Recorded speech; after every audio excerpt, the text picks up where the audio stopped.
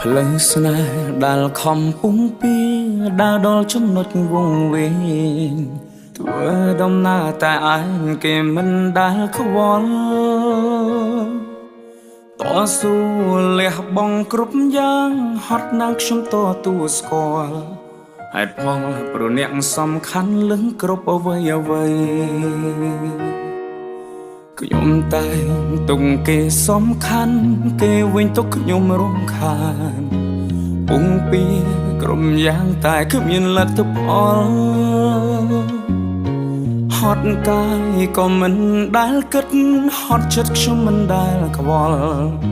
ព្រមចង់ឲ្យដាល់ដល់ចំណុចត្រូវការហើយត្រូវឈឺដល់ណា